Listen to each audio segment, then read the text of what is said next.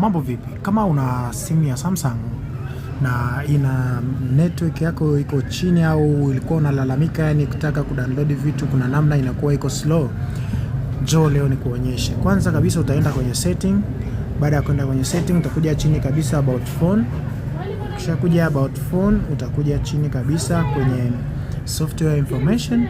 Baada ya kuclick software information utakuja kwenye build number. Hapa kwenye build number unabonyeza mara nyingi mpaka ikuletee sehemu ya kuingiza password yako. Unabonyeza mara nyingi mpaka ikuletee hivyo. Kisha kuletea sehemu ya kuingiza password yako unabonyeza password yako hapo. Kisha ingiza password yako itakuletea hivyo. Kisha kuletea hivyo unarudi nyuma.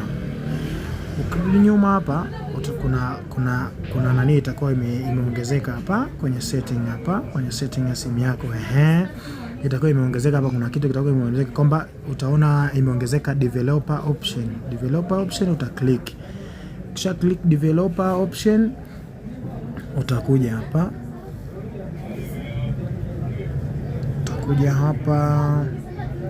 Kuna zimekuja setting nyingi, lakini sisi tutahangaika na sehemu moja tu. Tutahangaika na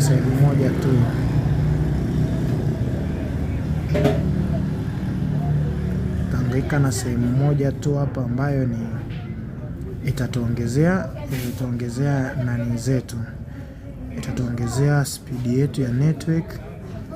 Tutakuja kwenye network downloader rate limit. Sasa unaona kama ya kwangu, kwa kuwa mimi kwangu nilikuwa nimeshaingia iko kwenye no limit, lakini ya kwako utakuta iko kwenye MB labda tuseme 1 au 1.25, wewe unaweka kwenye no limit. Ukiweka kwenye no limit hapa unakuwa tayari umeshaweka simu yako imekaa mkao mzuri. Sasa hebu niambie hapo kwenye comment kwamba je, inakuleteaje? Ya kwako iko kwenye no limit au iko kwenye sehemu gani, ili tusaidiane hapo. Na cha muhimu subscribe kwenye channel yetu kwa tech kama hizi.